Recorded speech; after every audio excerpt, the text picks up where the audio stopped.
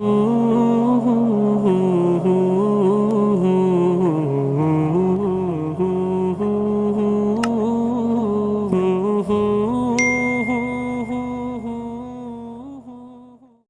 علیکہ یا نور اللہ صلی اللہ تعالی علیہ وسلم۔ پیارے اسلامی ساتھیوں، الحمدللہ آپ تمامی حضرات توبہ کے متعلق بڑا ہی نصیحت آموز درس سماعت میں آ رہے ہیں۔ آج بھی اسی باب سے کچھ باتیں عرض کرتا ہوں، بغور سماعت میں آئیں۔ روایت ہے کہ جب اللہ تبارک و تعالیٰ نے ابلیس کو ملعون قرار دیا تو اس نے قیامت تک کے لیے مہلت مانگی۔ اللہ تبارک و تعالیٰ نے اسے مہلت دے دی تو وہ کہنے لگا، مجھے تیری عزت و جلال کی قسم، جب تک انسان کی زندگی کا رشتہ قائم رہے گا میں اسے گناہوں پر اکساتا رہوں گا۔ رب تبارک و تعالی نے فرمایا کہ مجھے اپنی عزت و جلال کی قسم، تو نے قسم کھا کر کے یہ کہا کہ میرے بندوں کو تو بہکاتا رہے گا، تو اللہ تعالیٰ نے فرمایا کہ مجھے اپنی عزت و جلال کی قسم، میں ان کی زندگی کی آخری سانسوں تک ان کے گناہوں پر توبہ کا پردہ ڈالتا رہوں گا، کہ اگر وہ زندگی کے آخری سانس میں بھی توبہ کر لیں گے تب بھی میں ان کو بخش دوں گا۔ اب اور کیا چاہیے ایک بندے کو؟ اپنے مالک کی طرف سے اور کتنا چھوٹ چاہیے، کتنی رعایت چاہیے اور کتنی فیسلٹی چاہیے ایک بندے کو گناہ معاف کروانے کے لیے، اور کیا چاہیے؟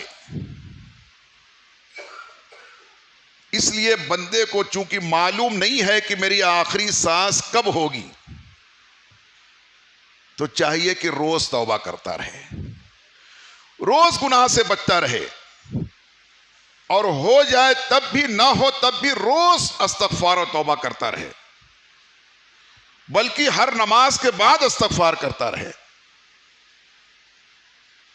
ہر صبح توبہ کرے، ہر شام توبہ کرے۔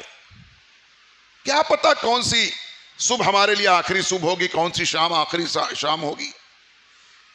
اس لیے چاہیے کہ توبہ میں غفلت نہ کرے، توبہ کرتا رہے، توبہ کرتا رہے۔ آپ نے روایتیں سنی ہے پہلے کہ بعض تائبین بندوں کے تعلق سے اللہ نے یہ اعلان فرما دیا کہ اے فرشتوں یا اے میرے نبی، اس سے کہہ دو کہ اب اس کو جو جی میں آئے کرے، اس نے ایسی توبہ کی ہے، مجھے اس کی توبہ کرنے کا طریقہ اور اس کا انداز توبہ اتنا پسند آ گیا ہے کہ میں نے اس کو چھوٹ دے دیا، اب جیسا چاہے وہ زندگی گزارے، جو جی میں آئے، جیسا چاہے ویسا کرے۔ اس لیے کہ اس کی توبہ اتنی پکی ہو جاتی ہے، اللہ تعالیٰ اپنے علم غیب سے وہ جان لیتا ہے کہ ایسی توبہ اس نے کیا ہے کہ اب گناہ کرے گا ہی نہیں۔ اس لیے اللہ نے یہ کہلوا دیا، اس سے کہو کہ اب جیسے جی میں آئے ویسے زندگی گزارے، کیونکہ اللہ خوب جانتا ہے کہ اب یہ گناہ کو پسند نہیں کرے گا، اب گناہ نہیں کرے گا۔ تو اس لیے ہمیں چاہیے روز توبہ کرے، ہر صبح توبہ کرے، ہر شام توبہ کرے۔ کسی دن اللہ کو پسند آ جائے پھر اللہ اعلان کر دے کہ اے فرشتوں سن لو، میں نے اس کو ہمیشہ کے لیے بخش دیا ہے، کیونکہ اللہ جانتا ہے اب اس سے گناہ ہوگا نہیں، اب یہ گناہ کرے گا نہیں۔ تو اس لیے ہمیں چاہیے کہ ہم توبہ میں تاخیر نہ کریں۔ فرماتے اس طریقے سے کہ جن گناہوں سے توبہ کا حکم دیا گیا ہے، جن گناہوں سے توبہ کا حکم دیا گیا ہے، ان میں صغیرہ بھی ہیں اور کبیرہ بھی ہیں، ان میں چھوٹے گناہ بھی ہیں اور بڑے گناہ بھی ہیں۔ حالانکہ بہت سے چھوٹے گناہ ایسے ہیں جو بندوں کے اعمال کی بنیاد پر اللہ تعالیٰ معاف فرما دیتا ہے، یعنی توبہ نہیں بھی کیا لیکن کوئی گناہ ہو گیا، پھر ایسی نیکی کیا کہ اس نیکی کی وجہ سے اللہ نے اس گناہوں کو، چھوٹے چھوٹے گناہوں کو معاف فرما دیتا ہے۔ مگر بڑے گناہوں کے لیے توبہ ضروری ہے۔ اب یہاں رغبت کے لیے فرما رہے ہیں کہ جن گناہوں سے توبہ کا حکم دیا گیا اس میں چھوٹے گناہ بھی ہیں اور بڑے گناہ بھی، یعنی ہر گناہ سے توبہ کرے، ہر گناہ بلکہ ہر غلطی سے توبہ کرے۔ ہر بھول چوک سے بھی توبہ کرے کہ میں کہاں تھا جو بھول گیا. جیسے نماز میں اتنے اچھے سے ہم نے شروع کیا نماز, نیت کی میں نے 2 رکعت نماز فرض واسطے اللہ تعالیٰ کے منہ میرا طرف کعبہ شریف کے, وقت فلاں اللہ اکبر نیت کر لی. اب پڑھ رہے تھے, معلوم پڑا دوسری رکعت 2 رکعت کی نیت کی تھی, دوسری میں بیٹھے نہیں کھڑے ہو گئے, یا دوسری میں بیٹھے تو اتحیات کے جگہ پر سورہ فاتحہ پڑھنا شروع کر دیے. ہوتا ہے ایسا, کبھی ہو جاتا ہے. تو جہاں واجب ترک ہو جائے غلطی سے تو آخر میں سجدہ سہو کر کے نماز ہو جاتی ہے. مگر اس کا مطلب یہ نہیں کہ کرتے رہو سجدہ سہو کریں گے, جیسے جی میں آپ پڑھتے رہو سجدہ سہو کر لیں گے, ایسا نہیں ہے. سجدہ سہو کر لیا ہو گیا نا آپ کیا, ایسا یہ بھی نہیں. بلکہ جب نماز سجدہ سہو کرنے کے بعد بھی سلام پھیرے تو توبہ بھی کرے, اللہ میں کتنا غافل ہوں کہ نماز میں بھی غافل تھا کہ 2 رکعت دھیان نہیں دے پایا, میں 4 رکعت نماز دھیان سے نہیں پڑھ پایا, اس میں بھی بھول چوک ہو گئی مجھ سے. لاکھوں روپیہ گن لیتا ہوں, بھول چوک نہیں ہوتی مجھ سے. یہ 4 رکعت میں بھول گیا, میں اللہ ویسی عبادت نہیں کر پا رہا ہوں جیسے کہ کرنا چاہیے, اس لیے توبہ کرتا ہوں, تو مجھے معاف کر. تو ہر نماز کے بعد توبہ کرنا چاہیے. تو فرمایا کہ جو توبہ کا حکم دیا گیا جن گناہوں سے, اس میں چھوٹے گناہ بھی ہیں اور بڑے گناہ بھی ہیں. کون کون سے گناہ کبائر ہیں, کون کون سے گناہ کبیرہ گناہ میں شمار ہوتے ہیں, ان کی تعداد کی تعین میں علماء کا اختلاف ہے.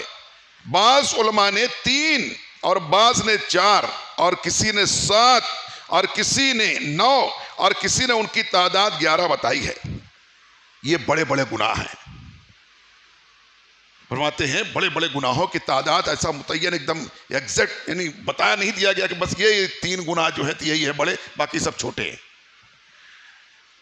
کبھی کبھی انسان کے گناہ کرنے کی طریقے سے اور نیت کی بنیاد پر چھوٹے گناہ بھی بڑے ہو جاتے ہیں. جیسے کہ انسان کبھی کبھی کیا کرتا ہے, غیبت کرتا ہے, غیبت سنتا ہے. تو غیبت کو آج کون سی کیا اہمیت دیتے ہیں لوگ, یہ سمجھتے چلتا ہی ہے, ہم کوئی اس کو گالی تھوڑی دے رہے تھے, جیسا ہے ویسے ہی کہہ رہے تھے نا. جو چور ہے تو اسی کو کہہ رہے کہ وہ فلانا چور ہے,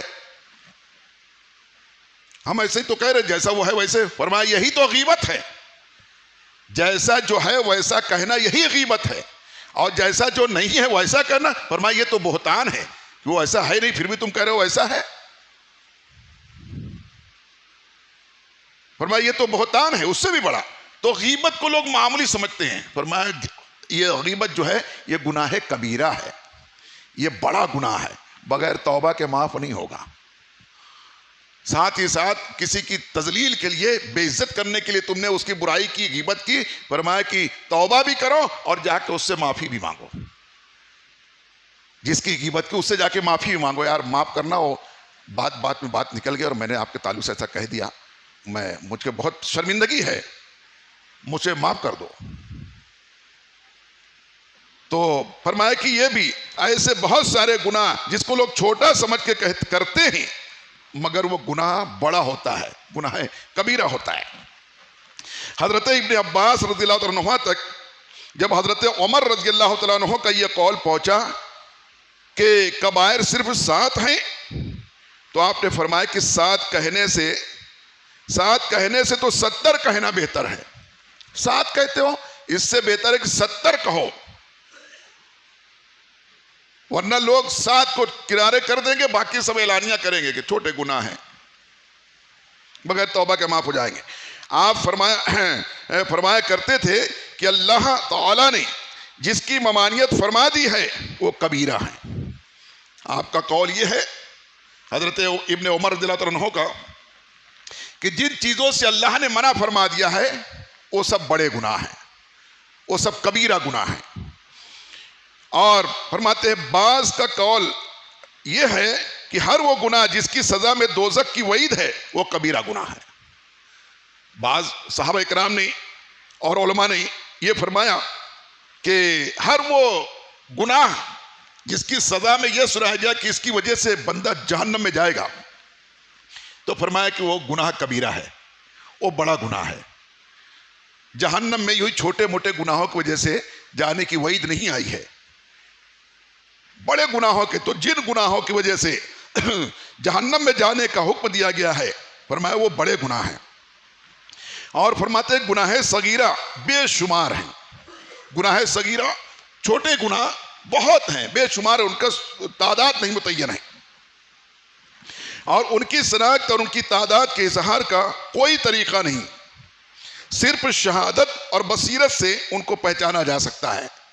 یعنی ان کی تعداد اور ان کے اظہار کا کوئی طریقہ نہیں کہ یہ ایسا کرے تو چھوٹا گناہ ہے، بلکہ فرمایا کہ صرف اس کو آنکھوں کے ذریعے سے دیکھ کر کے سمجھ سکتے ہیں کہ یہ گناہ ہے. یہ گناہ ہے، بھلے سے گناہ بڑا گناہ نہیں ہے مگر ہے گناہ. اور فرماتے ہیں شرع کا مقصد تو یہی ہے کہ انسان کا دل گناہوں سے باز رہے.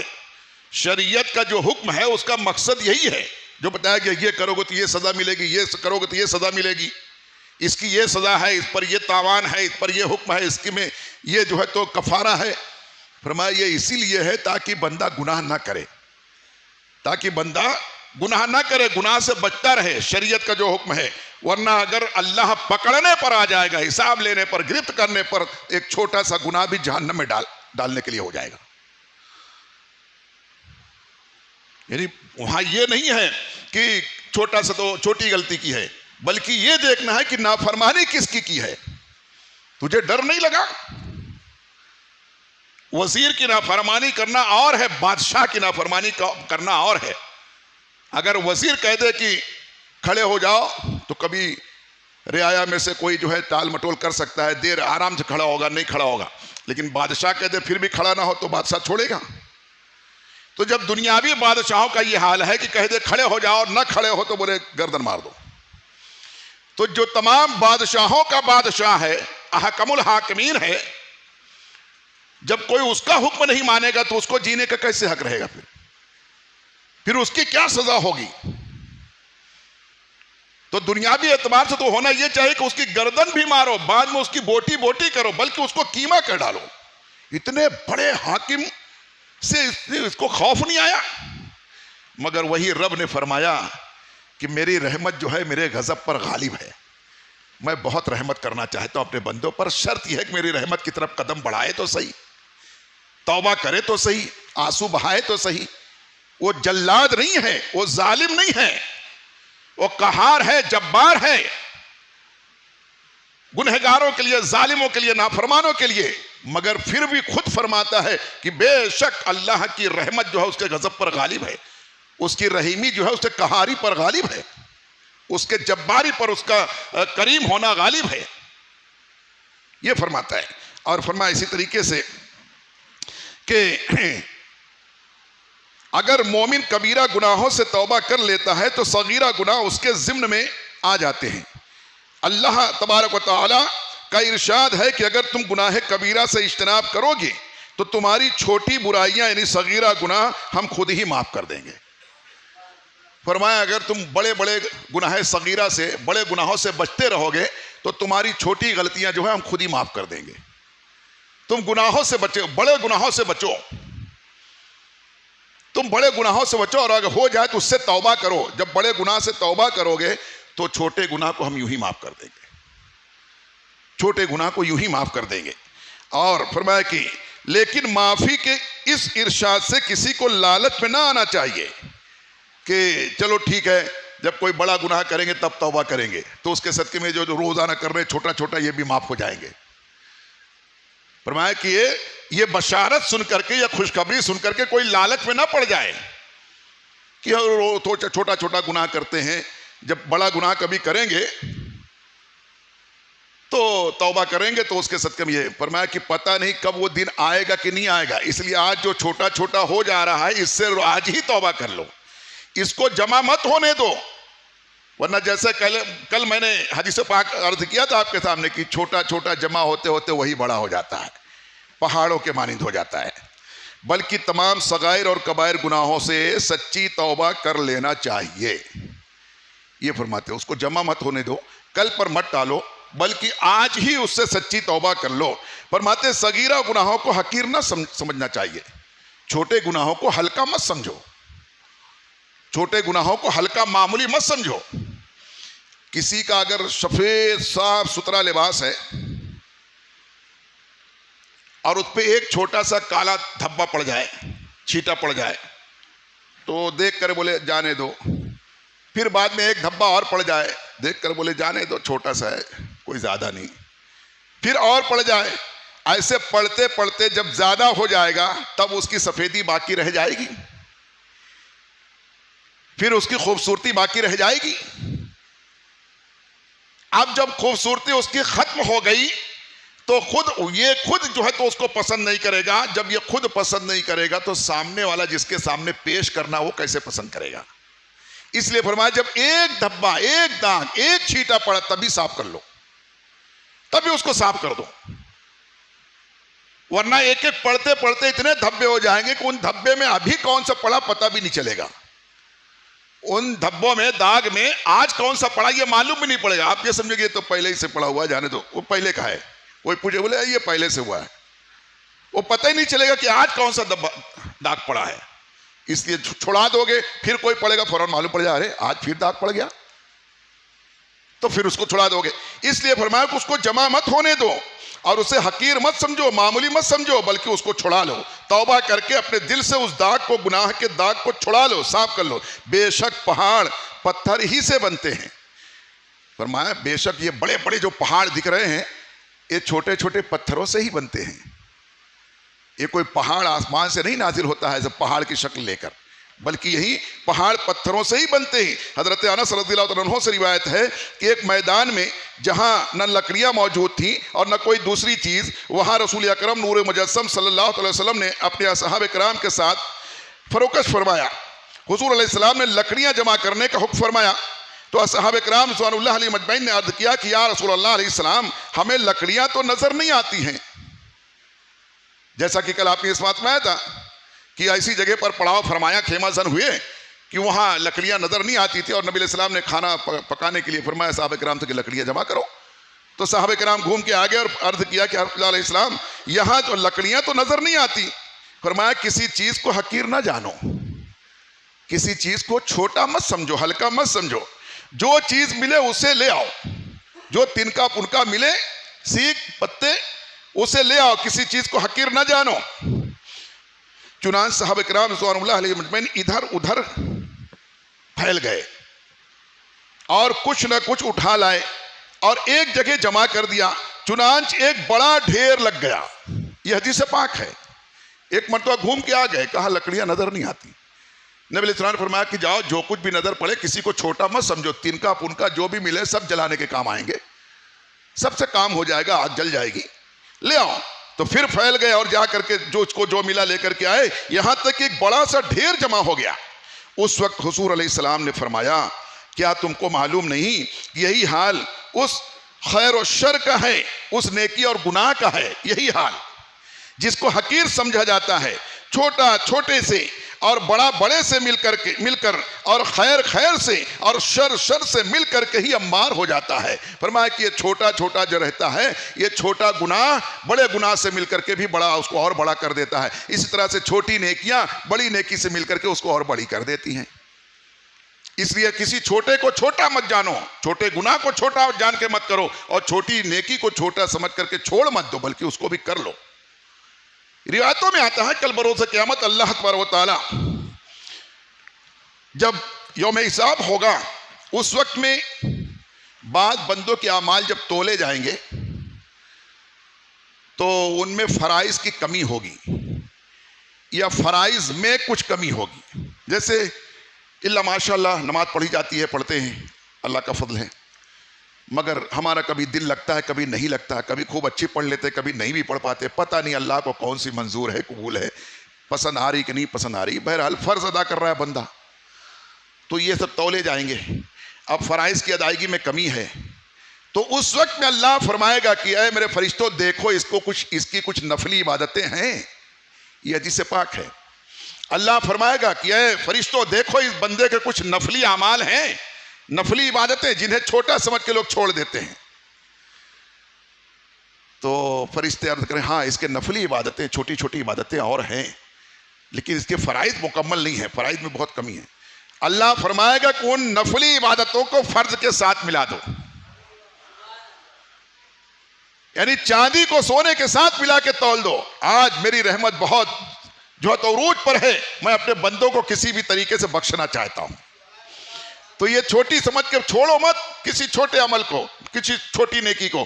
کل اللہ کرے انشاءاللہ، یہ حدیث پاک اس بات کی شاہد اور اعلان کر رہی ہے، ہمارے لیے خوشخبری دے رہی ہے کہ تمہاری نفلی عبادتیں، چھوٹی نیکیاں بھی کل انشاءاللہ تمہارے بڑی نیکیوں کے ساتھ ملا کر تول دی جائیں گی، تو بڑے میں شمار کر لی جائیں گی۔ اللہ تعالی ہم سب کو ان باتوں کو سمجھنے کی توفیق عطا فرمائے۔